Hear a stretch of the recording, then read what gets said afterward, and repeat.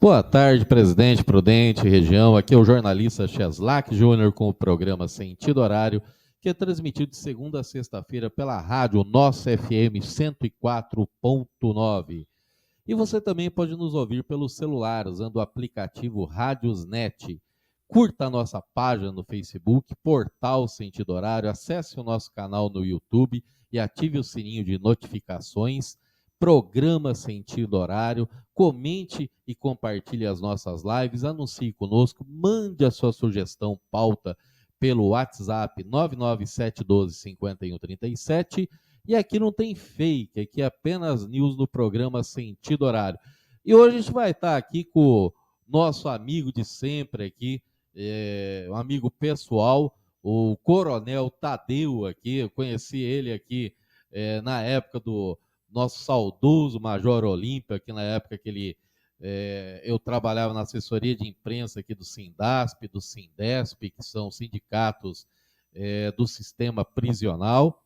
E o Coronel Tadeu já foi deputado federal aqui pelo PL, grande amigo aqui do nosso sempre presidente Jair Messias Bolsonaro, é um dos símbolos aqui da direita aqui na nossa região, aqui também sempre atuando por Prudente, Venceslau, Epitácio, outras cidades aqui do Oeste Paulista, né?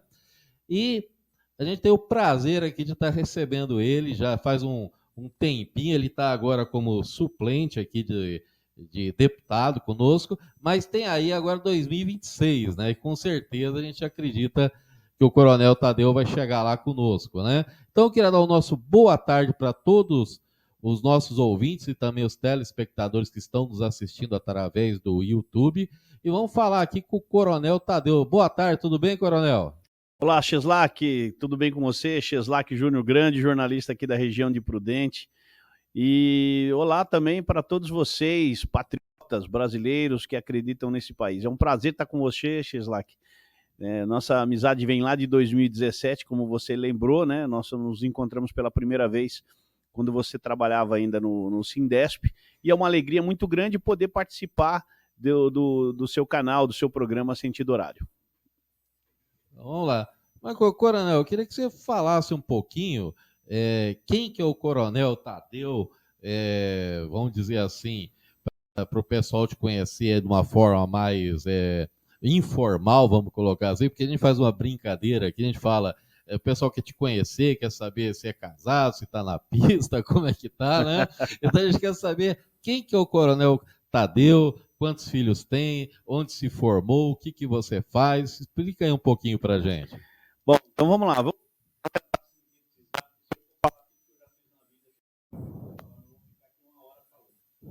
Sou um policial militar, e antes de ser policial militar fui oficial.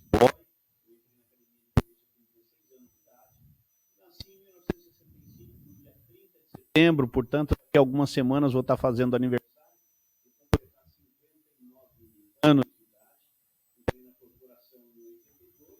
Cumpri todos os meus 30 anos de corporação, por várias unidades, batalhão de choque, batalhão operacional, batalhão de policiamento, algumas unidades administrativas, tive uma carreira muito eclética.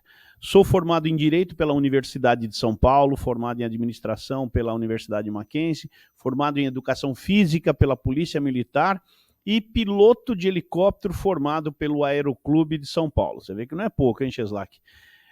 Na política, minha carreira na política, né? Eu sempre trabalhei na política, sempre fui um brasileiro interessado por política, então, por ser tão apaixonado pela política, eu trabalhei desde 1986, e nós sabemos que as eleições acontecem de 2 em 2 anos, e eu participei de campanhas políticas, né, de 2 em 2 anos. Então, esse ano de 2024, eu estou fazendo a minha 20ª campanha eleitoral, Cheslak, para você ter uma noção que minha trajetória é muito longa. E me tornei candidato em 2018, fui eleito em 2018 com 98 mil votos, né? E fiquei de segundo suplente agora com 61 mil votos em 2018 pelo PSL, junto com o Bolsonaro, e agora em 2022 no PL, também junto com o Bolsonaro. Tenho 3 filhos, 3 netos, e como eu falo assim, eu só vou parar a hora que Deus disser para mim, agora é sua vez de parar. Enquanto ele não disser isso, eu estou lutando pelo meu Brasil sempre. Eu acho que eu fiz um bom resumo, hein, Cheslak? Com certeza, coronel. E outra coisa, aqui a gente tem como é que diz? A gente sempre conversa com os nossos amigos, mas é assim, como a gente está agora nesse governo do amor, né? Esse governo lindo, né? Lindo, maravilhoso, Essa Cheslak. coisa aí que hoje, até tem um amigo meu, o Erasmo, ele é enfermeiro, né? E ele fala que a carne está mais barata, né? Ele é daqueles que acreditou no conto lá da picanha, tá comendo abóbora, né? Essas coisas aí, mas a questão é o seguinte, eu queria que o senhor fizesse uma comparação, porque assim, hoje a gente ouve, né, o Barba lá, o Lula, falando, comparando o Brasil com a faixa de Gaza, que depois que a Dilma, né, aquela a senhora que saudava mandioca, essas coisas aí, e ela falava que, tipo assim, que depois que a Dilma saiu, virou um cenário pós-guerra, isso segundo ele, né? E que nada funcionou, que aí veio o Temer, que eles falam aquela teoria narrativa do golpe, aí depois veio o Bolsonaro, que foi eleito, depois esse senhor foi descondenado para poder concorrer às eleições, né? Até hoje a gente paira na nossa cabeça se realmente ganhou ou não, né? Porque até por coincidência hoje o presidente ou ditador da Venezuela falou que as urnas não são auditadas no Brasil nem na Colômbia, né? E fica aquela coisa estranha, porque lá, há uma semana das eleições, foi simplesmente censurado os sites, né, todos os portais de notícias, e lá não pode ter concorrência, né? E segundo ele, vai ter um banho de sangue caso ele não ele perca, né? Bem, a pergunta aqui é o seguinte: em tempos de democracia relativa, coronel, eu queria que o senhor falasse um pouquinho o que é direita, o que é, vamos dizer aí, a esquerda, e o que é o centrão aí. Alguns falam que é isentão, alguma coisa assim, mas eu queria que o senhor colocasse numa. A gente está aqui também no rádio, né, que é transmitido ao vivo, e eu queria que o senhor falasse numa linguagem assim para o leigo, né, para as pessoas entenderem de uma forma clara que tempos que a gente está vivendo, porque hoje está uma coisa complicada, né? Então, por gentileza, explica aí para a gente. Bom, vamos lá. Primeiro, o Lula está senil. Né? Ele está trocando as datas. Né? O Brasil virou uma faixa de Gaza mesmo, né? Pobreza e miséria para tudo quanto é lado. Mas foi alguns anos atrás. Graças a Deus, nós tivemos em 2018 a eleição do presidente Bolsonaro, que trouxe novamente o progresso para o país. Eu não falo isso porque eu sou bolsonarista, não. Eu falo isso porque os números não mentem. Nós atravessamos uma pandemia e, a despeito dessa pandemia que nós tivemos em 2020 e 2021, o Brasil cresceu e cresceu bastante. Tanto é que ele entregou o governo com 50 bilhões de reais em caixa e o Lula já sumiu com esse dinheiro. Desapareceu. Agora, no governo dele, nós tínhamos um quadro completamente diferente e estamos vivendo o mesmo quadro. As coisas estão se... Empresas públicas no prejuízo, nós temos problemas de distribuição de renda, nós temos problemas de distribuição no orçamento, cada vez que ele abre a boca, ele mexe no mercado financeiro e mexe na economia para pior. Nós temos problema hoje, por exemplo, nós estamos gravando aqui, hoje o dólar bateu 5,69, um absurdo. Né? O dólar está dando uma disparada absurda, os investidores não têm mais confiança no Brasil. O Brasil foi tirado da relação dos países onde o investimento é recomendável, nós não temos mais investidores. Então ele está causando um caos na economia brasileira e está todo mundo percebendo isso. O empresário percebe de um ponto de vista e a população percebe de outro ponto de vista. As coisas estão ficando mais caras no supermercado. Né? Esse governo já ganhou um apelido mesmo de taxador, é um governo taxador, só quer criar taxa e imposto para todos pagarem, né? E principalmente a população mais pobre, né? Que não, a população pobre paga imposto sobre todos os rendimentos dela. É um negócio impressionante cada vez mais, né? Se você ganha R$1.000, R$2.000, R$3.000, R$4.000, R$5.000, não importa. A gente sabe que você vai gastar esse dinheiro aí no supermercado, vai gastar esse dinheiro em coisas básicas para você mesmo. E ali estão os impostos que o governo cada vez mais está aumentando. Tivemos uma reforma tributária completamente diferente do que ela foi idealizada. Nós queríamos uma reforma tributária que tivesse 3 pilares, né? O primeiro de simplificação, o segundo pilar de baixo custo desses impostos, né? E o terceiro, que isso, após aumentar a produção, após movimentar a economia, propiciasse uma redução dos valores dos impostos. E nós fomos para o lado completamente contrário. O IBS e o CBS hoje vão aumentar a carga tributária que os brasileiros pagam. Isso é completamente diferente do que a gente idealizou lá em 2019. Eu falo isso, Cheslak, com muita propriedade, porque fui da Comissão de Constituição e Justiça, onde nós aprovamos a reforma tributária, e depois pertenci à comissão da reforma tributária, uma comissão especial, mista, com senadores e deputados, e eu debati muitos temas lá para que fosse mantido esses 3 pilares. Foi completamente desvirtuado e hoje as leis, inclusive, que regulamentam a reforma tributária já foram aprovadas e a gente daqui a pouco está pagando mais impostos. Assim que esses 2 projetos que foram aprovados na Câmara forem para o Senado, o presidente sanciona e aí os impostos serão cobrados e quem vai pagar somos todos nós. Então, lamentavelmente, é um governo que destrói o Brasil, né? Destrói o Brasil mesmo. E você chegou a me perguntar sobre partidos políticos, né? O que é a direita, o que é a esquerda. Né? A gente sabe que a esquerda ela é muito bem definida. Ela só prega aquilo que não presta. Né? O Centrão nunca sabe o que exatamente quer. O Centrão está sempre com quem está no comando, para poder receber o seu quinhão. E a direita é o oposto da esquerda. A direita ela prega valores, né? Prega honestidade, prega o combate à corrupção, prega o combate à criminalidade, prega um padrão de vida para todo brasileiro alto, bom. Então a gente busca isso. Para isso a gente precisa melhorar a economia, precisamos melhorar o país é muito rico. Então são esses os 3 cenários políticos, os 3 cenários políticos que nós temos. Direita, onde a gente é contra o aborto, a gente é contra as drogas, somos contra o comunismo, contra o socialismo, né, que é exatamente o oposto do que pregam os políticos de esquerda ou os partidos de esquerda.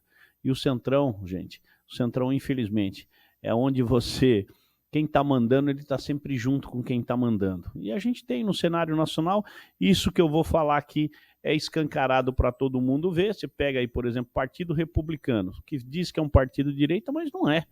Tem nada a ver de direita. Ele está lá hoje colado lá com o Lula, com 3 ministérios, né? E muitos outros partidos. Você tem a União Brasil também com ministérios. Então esse é o Centrão. Ele quer estar com quem está mandando no jogo, né? Não tem pauta voltada para o povo, tem pauta voltada para os políticos, né? E o Centrão hoje, infelizmente, dentro da política é a coisa mais destrutível que a gente pode imaginar. Com certeza. Foi bem lembrado aqui que hoje a reforma tributária, ela simplesmente criou, é uma reforma Frankenstein, porque mexeram, e hoje é o maior imposto do mundo. Quer dizer, eu até não sei como é que a gente vai fazer, porque eu vou ao mercado e assim, eu gosto muito de comprar, não é a picanha, não, eu gosto de comprar tilápia, né? E até a época vamos falar, antes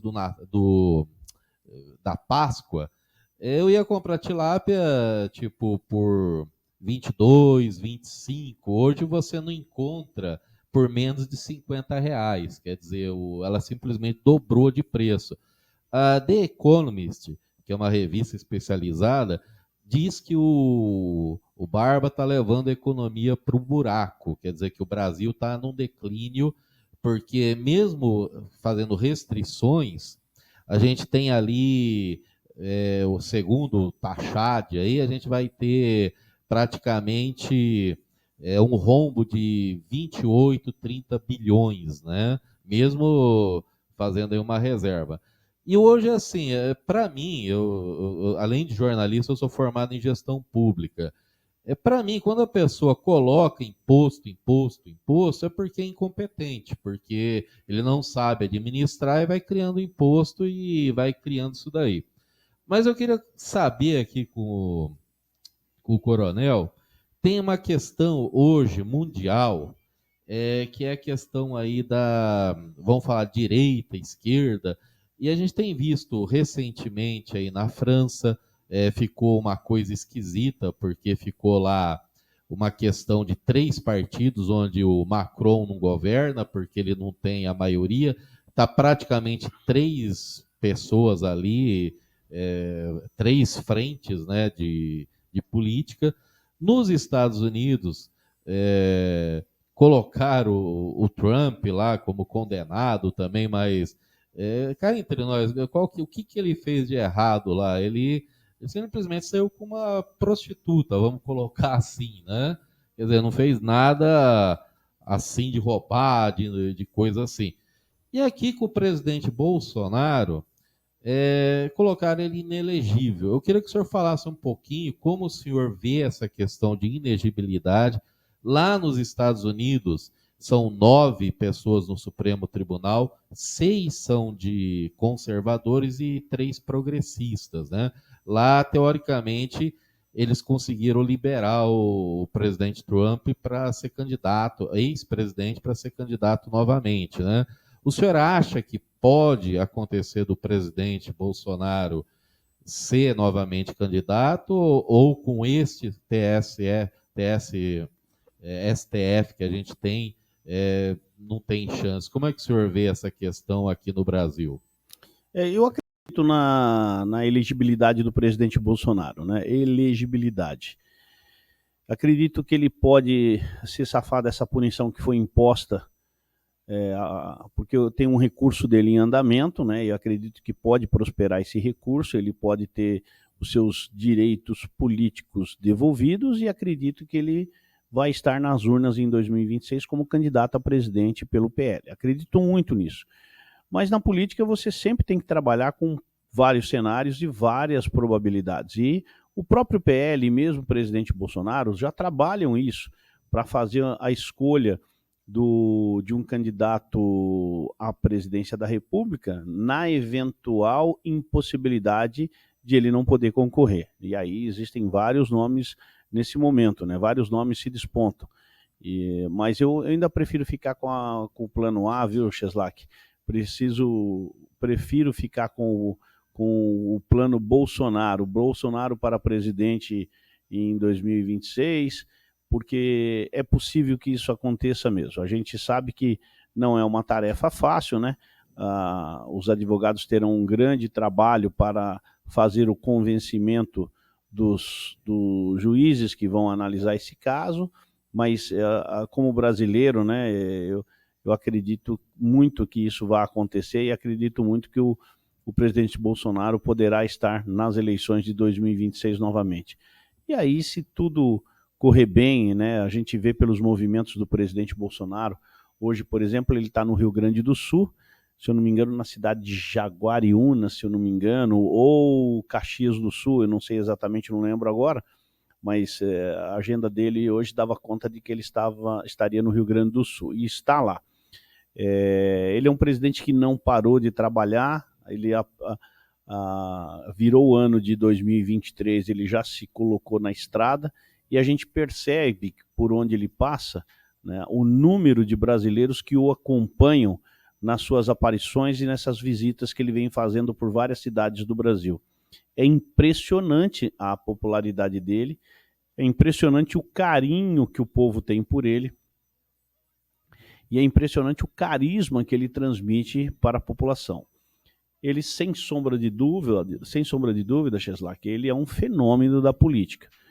Ele, passando por tudo que ele passou nesses últimos 5 anos, né, 4 anos na presidência e também o ano de 2023, uma perseguição política implacável em cima dele, sob todos os aspectos, e ele vem ali simplesmente se livrando de todas as tentativas que estão criando para imputar a ele uma condenação para que ele vá parar atrás das grades.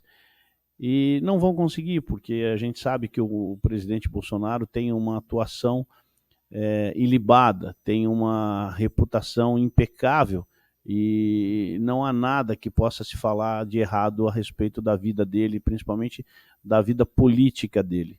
Então eles vão tentar, né? A esquerda vai tentar de todas as formas colocar ele atrás das grades, né? Mas não vão conseguir.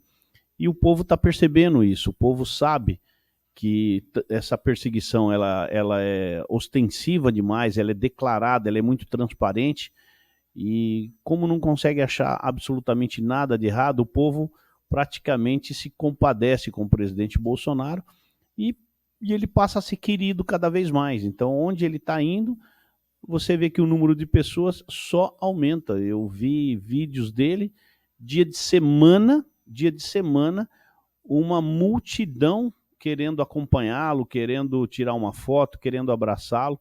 E aí está a demonstração do povo. Então ele, com toda certeza, ele tem grandes chances de ser reeleito em 2026, e é para isso que eu torço, que ele esteja realmente nas urnas em 2026.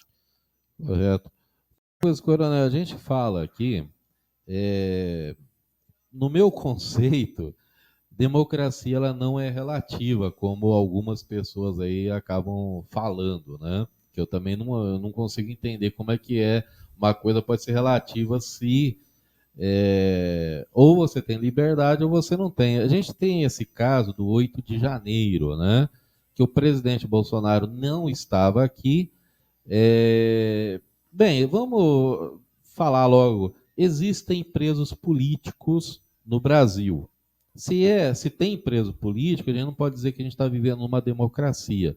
Eu queria que o senhor falasse sobre essa questão do 8 de janeiro e essa censura que a gente está vendo, que toda hora é motivo para falar sobre censura de redes. A gente tem visto aí a Tabata Amaral querendo agora suspender o Pablo Marçal, que está no PRTB, porque ele está tendo um impulsionamento orgânico, mas ela fala que está sendo pago e, bem, é aquela história, estão impulsionando porque talvez o que ele está falando ali é algo assim muito claro da política, né? E está tendo impulsionamento que tem pessoas concordando. Mas eu queria que o senhor falasse para a gente essa questão do 8 de janeiro, essa questão de presos políticos, como é que está essa democracia nossa? Ela é relativa? A democracia ela pode ser relativa ou ela, de fato, ela tem que ser para todos? Olha, Chesla, que as imagens elas não mentem, as imagens trazem e retratam exatamente o que aconteceu naquele 8 de janeiro. Nós vemos um grupo que entra dentro dos prédios públicos, né, Congresso Nacional, Palácio e STF, que entram nesses prédios públicos e promovem uma verdadeira baderna. Esses sim precisam ser presos. Agora, outras pessoas que estavam ali, me desculpem, mas o meu conhecimento jurídico não permite que eu faça uma injustiça com essas pessoas de forma alguma. A conduta ela tem que ser individualizada, assim diz o direito. Então quem não fez nada não merece ser punido por absolutamente nada. E isso é muito claro, isso é o que está no direito. E quando eu vejo essas condenações acontecendo com 14, 15, 16, 17 anos, eu fico pensando como é que fica um estudante de direito vendo esse tipo de sentença. Não é adequado isso de forma alguma. Então hoje eu concordo com você, nós temos presos políticos, e quando nós temos presos políticos, nós não estamos vivendo uma democracia plena de jeito nenhum. Né? E não existe democracia que não seja plena. Ou você tem democracia, ou você tem um país que vive uma democracia, ou você não tem. E, infelizmente, no Brasil hoje nós não temos uma democracia de jeito nenhum. Nós estamos vendo dissimuladamente uma tentativa de golpe, uma tentativa de acabar com o Brasil, de se implantar o comunismo nesse país, né? Fazendo uma separação do que é o socialismo, que eu considero um regime econômico, né? e o que é o comunismo também é um regime político. Então, hoje tenta-se colocar o socialismo como um regime econômico e tenta-se colocar o comunismo, né, como um regime político. Eu não aceito nenhuma dessas duas. O que eu vejo hoje, eles sim, hoje, o atual governo, para mim, está tentando fazer esse golpe, transformar o Brasil num país comunista. E é para isso que eu luto. É para isso que eu estou junto com milhares e milhares de brasileiros, lutando para que a gente não deixe isso acontecer com o nosso país de jeito nenhum. É coisa, Tadeu, a gente está tendo aqui facada que vem da esquerda, né? Porque falam em lobo solitário, mas eu não acredito nessa narrativa, né? Porque é uma coisa antagônica. Lá nos Estados Unidos a gente teve agora questão de tiro, né? E quem que são os extremistas, né? Porque falam que quem é de direita, a narrativa é a seguinte: você não pode votar na direita porque eles são a extrema direita, ultradireita, ela é opressiva, fascista, tudo aquelas coisas que o consórcio aí da mídia fala, né? Então eu queria que o senhor falasse um pouquinho sobre essa questão de extremismos, né? Se de fato essa narrativa existe, da onde que vem, o que está de fato acontecendo na sua visão? Com certeza há o extremismo, né? E eu não gosto disso. Não é minha praia. Não é minha praia ser extremista. Eu sou contundente com algumas coisas, contundente com alguns posicionamentos, alguns pensamentos políticos. Eu sou contundente mesmo. Eu defendo de forma vigorosa. Eu, por exemplo, defendo uma economia liberal, eu defendo um Estado pequeno, eu defendo que o Estado não atrapalhe a economia em absolutamente nada, deixe o empresário trabalhar, deixe ele ganhar o dinheiro, deixe ele gerar emprego. A gente sabe que nem todo mundo vai ser empresário. Se existe um empresário, existe um empregado. Então a gente sabe que há uma acomodação onde a população, uma parte dela vive como empregado e outra parte vive como patrão. Deixa a economia andar, né? Hoje o que a gente tem visto é o Estado cada vez mais atrapalhar a atividade econômica, impedir os empresários de crescerem, de lucrarem mais e com isso investir mais no país, né? Isso é típico de um regime socialista. Eu costumo dizer que o socialismo ele tem uma frase muito bonita que é igualar as pessoas. Eu só não gosto da forma com que eles igualam, porque eles igualam por baixo. Todo mundo tem que estar na miséria, todo mundo tem que estar passando fome, todo mundo tem que sentir a necessidade do Estado, e não é isso que eu prego. Eu gosto de olhar, por exemplo, para o Japão, e no Japão todos são livres, todos progridem, todos têm emprego e todos vivem bem. É assim que então, quando eu vejo esses esquerdopatas, né, que é uma mistura de esquerda com psicopata falando, tentando defender o socialismo, a gente tem que provocar e dizer assim, me mostra um país onde o socialismo deu certo. Né? Não existe. Né? O capitalismo realmente é o que te permite, o que te dá a liberdade de você buscar, né, aquilo que você anseia, aquilo que você tem como objetivo. É no mundo capitalista que a gente vai ter prosperidade. Né? Algumas coisas, por exemplo, celular. Celular é uma coisa que todo mundo tem. Isso é coisa de mundo capitalista. Né? Se você estivesse num país socialista, pergunta para os cubanos se eles têm celulares como nós temos. Pergunta para os cubanos se eles têm internet como nós temos. Pergunta para o cubano se ele tem comida como nós temos, né? A liberdade de comprar roupas e tudo mais que a gente tem essa oportunidade aqui no Brasil. Não, eles não têm direito a nada, gente. Eles têm uma carteirinha onde se controla até a quantidade de comida que eles vão receber do governo, porque não existe comida em Cuba. Então, isso é o retrato do comunismo misturado com o socialismo. Eles igualam. É bonito, né, quando eles falam assim, vamos igualar o povo, acabar com as desigualdades sociais e colocar todo mundo na lata do lixo, passando fome, passando necessidade. E eu não vou permitir que isso aconteça com o meu país de jeito nenhum.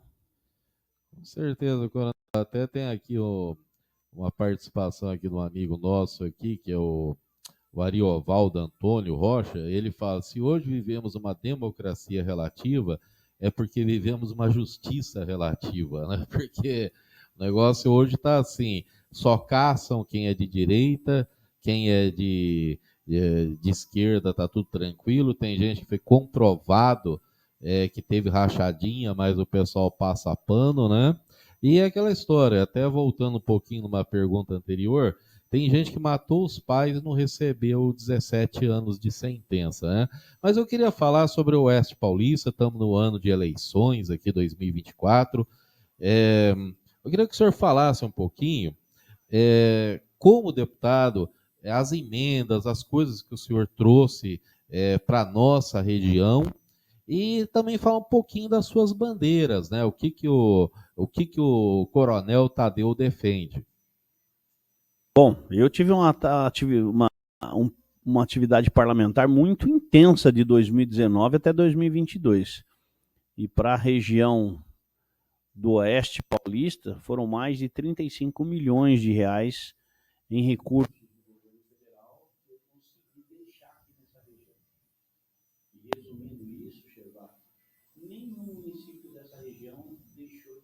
Pelo menos uma emenda parlamentar em um município. Todos eles foram contemplados com alguma coisa. Eu tenho um carinho muito grande por essa região, apesar de não ser aqui, justamente porque aqueles que me conhecem sabem da minha trajetória política ao lado do Major Olímpio. O Major Olímpio é um cidadão venceslauense e eu sou um cidadão prudentino. E por esse motivo, eu e o Olímpio atuamos muito aqui no Oeste Paulista, né? Temos muitas marcas, temos muitos legados que foram deixados aqui nessa região toda. Nessa região que eu digo até, eu vou até considerar assim, na região onde o DDD é de número 18. Então, não é só no Oeste Paulista, na Alta Paulista também, né? Eu também deixei bastante recurso federal por lá. E esse é o trabalho hoje que eu venho fazendo, né? Nós estamos num momento de eleições municipais, é um momento de dar apoio àquelas pessoas que vão disputar a eleição e que nos ajudaram em 2022 e 2018, né? E que poderão nos ajudar em 2026, porque afinal de contas a minha carreira política ela não se encerrou e nem vai se encerrar tão cedo assim não.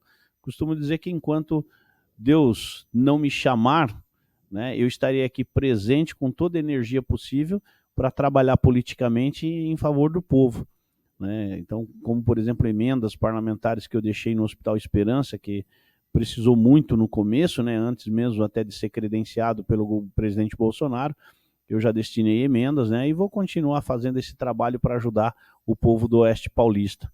São cerca de 800 mil pessoas, entre 800 e 1 milhão de pessoas, né, mas que precisam desses recursos que a gente destina para as prefeituras, para as entidades filantrópicas, porque há uma necessidade, há uma carência muito grande ainda e a gente precisa corrigir isso. Por isso que estou sempre aqui na região para poder ver as necessidades, conversar com os políticos locais, né, e fazer o meu trabalho que eu tenho que fazer em favor da população.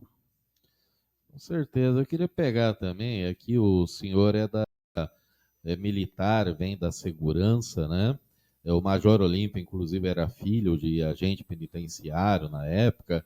E eu queria até que o senhor comentasse como é que o senhor vê a segurança hoje, porque a gente está numa região de fronteira com Paraná, Mato Grosso do Sul, e aqui se apreende muitas drogas na nossa região aqui de Presidente Prudente, Epitácio, né? Como é que o senhor vê essa questão da segurança? Porque vira e mexe, a esquerda quer tirar o porte de armas aí de pessoas, até mesmo de quem é militar, eles estão querendo tirar, quer dizer, então é sempre aquela coisa de ideologia, né? Então eu queria que o senhor comentasse como é que o senhor vê a segurança antes e agora. Olha, Sérgio, que São Paulo, até pelo tamanho do estado, sempre teve um bom aparato de segurança, sempre teve. Alguns períodos atravessou momentos difíceis, né, como no final dos anos 70, no meio dos anos 90, mais ou menos, né, atravessou problemas difíceis de orçamento, de de equipamentos, né? Então, mas São Paulo tem um diferencial, né? É a maior polícia, né? E é a melhor, é a mais preparada, até porque sempre houve, bem ou mal, um investimento do governo do estado. Mas essa luta contra o crime é constante, 24 horas por dia. O governo precisa estar alerta através da Secretaria de Segurança Pública e da Polícia Militar que está presente nas ruas, né? Fica alerta porque o crime não dorme. E se o crime não dorme, a polícia também não vai dormir. A polícia está aí 24 horas para o que der e vier. E você falou muito bem, né? É uma região onde se aprende muita droga. Esse é o diferencial de São Paulo, né? Aqui a gente procura fazer com que o Estado não seja a rota do crime, a rota do tráfico de entorpecentes. E graças aos policiais, né, independente de onde eles estejam, se nas estradas ou nas cidades, não importa, mas eles estão sempre atuando, fazendo as abordagens, investigando, buscando essa rota do crime para poder inibir mesmo. Eu fico imaginando, não dá para a gente saber exatamente qual é a porcentagem de drogas apreendidas, né, e a porcentagem da droga que passa, que acaba não caindo na mão dos policiais militares e chega aos consumidores. Mas eu acredito que a Polícia Militar, ela faz um bom trabalho e ela deve realmente, vez ou outra, aí, dar bons golpes no tráfico de entorpecentes, né? Porque tem apreensões aí que às vezes passam de 200 quilos, 500 quilos, e às vezes chega até em tonelada. Então é muita coisa mesmo. E eu também quero fazer um destaque aqui para as guardas municipais. Essa região aqui não é uma região onde os municípios têm guardas municipais, mas tem outras regiões do estado onde a guarda municipal tem sido uma aliada de primeira linha da polícia militar, né, ajudando também no combate ao crime. E isso faz parte do jogo, né, porque as guardas municipais estão nas ruas, tem lá a sua missão constitucional de proteger os prédios públicos, o patrimônio municipal, mas também tem o dever de ajudar a população sempre que a população precisar. E faz aí com a sua presença nas ruas também um pouco do que a polícia militar faz. Vez ou outra ela se encontra com marginais, troca tiro com marginais, né? E vez ou outra está tendo que atender alguma ocorrência um pouco mais aguda, que exija um pouco mais de perspicácia do policial, um pouco mais da técnica deles, e eles têm agido muito bem. Então tem que fazer esse registro, porque não é só a Polícia Militar que está nas ruas, em mais de 200 municípios, né? Aliás, bem mais que 200 municípios, acredito eu que uns 250 municípios, nós temos esses profissionais trabalhando para a população. E esse é o trabalho, é não dormir mesmo, não para, porque o crime não vai dormir, ele está em constante evolução, em constante desenvolvimento, e por isso a Polícia Militar também está, para não ter que ficar correndo atrás. Com certeza. E a questão é o seguinte, eu vou até fazer aqui meio que um pinga-fogo aqui na nossa conversa, porque assim, a gente tem aqui uma pessoa aí que está no poder e fala que hoje, para vencer o inimigo, a gente tem que ter, vamos dizer aí, vai depender da narrativa. O que é uma narrativa? A narrativa não quer dizer que é verdade, você faz aquele negócio, se pegar, pegou, né? Então, vamos para lá. Bem, a gente viu que fatos são fatos, o jornalista tem que trabalhar com fatos. O presidente Bolsonaro deixou 57 bilhões aí em caixa. Em apenas um ano, a gente teve um rombo de 237 bilhões, né? E estamos caminhando para gastar cada vez mais, né? Entre narrativas e o que é fato, né, aquela verdadeiro ou falso, né? Hoje falam muito desse negócio de fake, né? Uhum. Eu queria falar das eleições, porque a gente tem visto, eu vou falar aqui pela nossa cidade, eu vou falar logo rasgando o véu aí, vamos dizer. O PL de Prudente foi rifado, a gente tem aqui o Republicanos também rifado aqui na nossa região, assim como em outras regiões, onde a gente tem visto pessoas que não são de direita, pessoas que não são raízes assim como o senhor, pessoas aí que são relativas, né, genéricos, né, não são direita, pessoas que a gente mal viu em nossas manifestações, hoje com partidos políticos que se dizem de direita, né? Só para lembrar, o Republicanos vota 67% com o governo, tem ministérios no governo atual, né? E a gente vê a mesma situação no Mato Grosso do Sul, onde a gente vê pessoas que foram contra o presidente Bolsonaro, como a Soraya Tronic, que vai concorrer à Câmara dos Deputados, lá à presidência, fazendo acordos com o PL na região dela. Ela falou abertamente contra o presidente, sendo que ela foi eleita e pedia voto, falando que era deputada pelo Bolsonaro, né? Pelo presidente Bolsonaro. E a gente viu uma situação também complicada. A gente está vendo ali, teoricamente, quem era para competir para a prefeitura de São Paulo era, como é que fala, não era o senhor Nunes aí, que vem, vamos dizer aí, de um centrão, de um pessoal fisiológico, né? Seria mais o oh, meu Deus, agora fugiu o nome dele, o Ricardo. Como é que fala? Ricardo Salles? Ricardo Salles, que seria um bolsonarista raiz, né? E por questões aí de partido, acabou se apoiando aí o Nunes, o Pablo Marçal pelo PRTB, que é um partido pequeno, está saindo por esse partido, está conseguindo aí alguma ascensão. Só que a gente está vendo uma situação confusa, porque a gente está percebendo que tem gente aí que não é direita e está no PL, está no Republicanos. A gente tem aí o pessoal desse União Brasil, que se diz de direita, lembrando, tá? Que esse pessoal, na época, tinha aquele Júnior Bozella, junto com a Joyce Hasselmann, colheram assinaturas para destituir o Eduardo Bolsonaro da presidência do partido, e eles estão com o governo, segundo o atual presidente da sigla, né? Que conseguiu derrubar o coronel da sigla. E hoje a gente está vendo assim, uma relação confusa, porque a gente não vê direita. A gente, inclusive, o presidente Bolsonaro não conseguiu um partido raiz, um partido de verdade, um partido de direita, de nascença.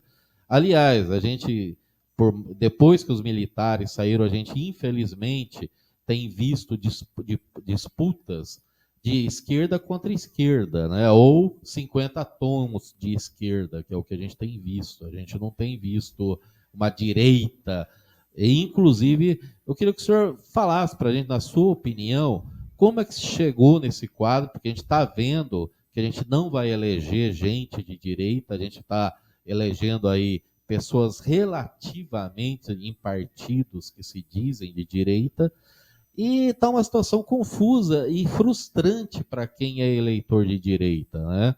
Porque assim, a gente não tem assim um partido, a gente não tem assim pessoas raízes, a gente está vendo aí pessoas que não participaram de processos que defendia o presidente Bolsonaro, ou a direita, ou a família, ou a liberdade, pessoas que hoje estão defendendo seu próprio interesse político, né? Então eu queria que o senhor comentasse a respeito disso. Olha, acho que na política você tem de tudo, mas são poucos os políticos que se mantêm firmes em seus propósitos. Na grande maioria, prevalece o interesse pessoal. Para ele poder sair vencedor no seu objetivo, atender os seus interesses pessoais, ele precisa estar do lado que vai ganhar ou do lado que já ganhou. É por isso que a gente desvirtua a política brasileira e ela é tão estigmatizada como um ambiente sujo, um ambiente de pessoas ruins. Porque nós temos políticos ruins porque o povo elege políticos ruins. Infelizmente, é um processo. O cara ele só vira político com mandato se o povo deixar. É o povo que está lá. Então o povo acaba elegendo mal nós temos políticos ruins, e a gente acaba tendo, como você disse aí na introdução da sua pergunta, nessa sua narrativa, a gente acaba tendo políticos que ora estão num lugar, ora estão no outro, né? Mas eles acabam mudando seus posicionamentos, né, conforme, digamos assim, conforme o dinheiro aparece. A gente vê isso todos os dias. Olha o que está acontecendo, que vergonha que está acontecendo na Câmara dos Deputados hoje. Os deputados, eles estão votando não por convicção, eles estão votando exatamente pelas emendas que eles vão receber do governo. Então, fica claro que o voto está sendo comprado com orçamento público, comprado com o dinheiro do povo. O povo está pagando para aqueles políticos fazendo tudo aquilo que o povo não quer. Infelizmente é isso. Eu digo pagando por quê? Porque você paga o imposto em tudo que você compra, né? E esse orçamento todo que fica na mão de quem está no governo hoje está servindo para comprar os políticos, para votar aquilo que os políticos querem, não o que o povo quer. Isso é muito ruim. Então, por isso que eu sempre insisto que o povo precisa acordar para a política, precisa acordar e prestar atenção no que é o processo político. E no momento em que o povo conhecer esse processo, a gente tem condição de melhorar muito a política no Brasil, né? Mas primeiro precisamos acordar o povo para a política, né? Acordar ele para o que ele precisa entender como é o processo político. E uma vez que ele acordou, aí ele vai ver se aquele jogo interessa ou não. Eu acredito que a maioria das pessoas, a maioria dos brasileiros são pessoas de bem, mas que desconhecem o processo político e acabam cometendo esse grave erro de votar em pessoas erradas, né? O voto é uma arma impressionante. Você pode usar tanto para o mal como para o bem. É como se fosse uma arma, literalmente falando, um revólver, uma pistola. Você pode usar a pistola para matar uma pessoa, para se vingar de uma pessoa, mas você pode usar uma arma para se defender de uma agressão de um bandido. A mesma coisa é o voto. Você pode usar o voto para eleger um político que não presta, mas pode usar o voto para eleger um político que presta. É isso que eu tento fazer nas minhas entrevistas, nas minhas locuções, nas minhas lives, justamente isso, para alertar o povo, abrir o olho do povo brasileiro do que exatamente ele precisa fazer. Com certeza.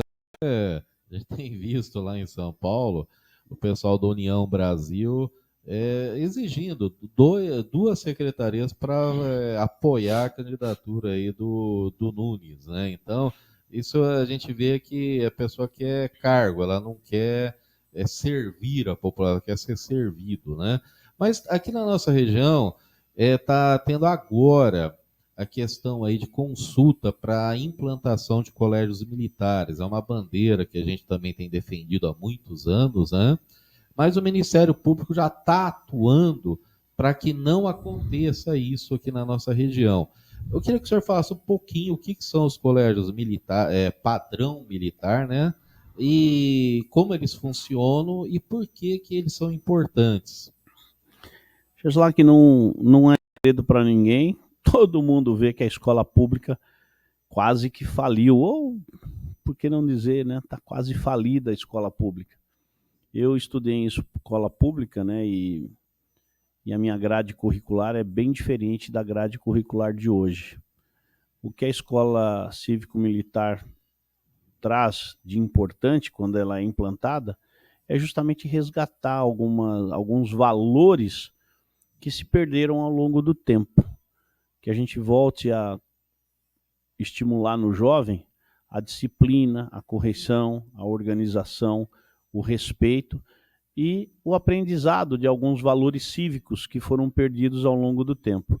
Ninguém vai transformar uma criança num militar, não é porque é cívico-militar que nós vamos transformar aquilo no militar. A escola não vira uma academia militar, que aliás é bem diferente, mas é uma escola que cultua o amor à pátria, que cultua o amor ao país, ao Brasil, que isso se perdeu no tempo, né? É tão triste ver hoje crianças que não sabem cantar o hino nacional brasileiro, não conhecem algumas canções históricas, como, por exemplo, o hino da independência, o hino à bandeira, né?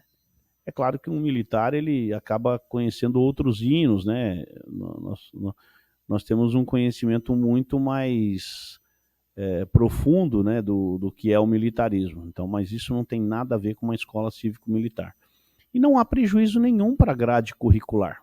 Ela vai continuar do mesmo jeito. E também não há prejuízo nenhum para os professores. O que a esquerda fala é um bando de baboseira, de mentira, de informações distorcidas, querendo mudar o conceito da escola cívico-militar, né, que ela só vem trazer benefícios. Então, essa é a informação que a gente precisa passar para todos vocês, né, para que vocês não sejam influenciados com informações erradas e às vezes a escola perde a oportunidade de ser uma escola cívico-militar e ganhar muito, né, na educação brasileira, ganhar muito no que se refere à educação dos filhos, das crianças que estão nessa escola, né? Eu sou 100% favorável a isso, participei desse projeto da Escola Cívico-Militar e, portanto, sou um grande estimulador de todas aquelas escolas que queiram experimentar esse processo de ser uma escola cívico-militar. Bem, a gente está no final aqui do nosso programa e até gostaria, para quem não sabe, esse programa de hoje foi gravado, tá?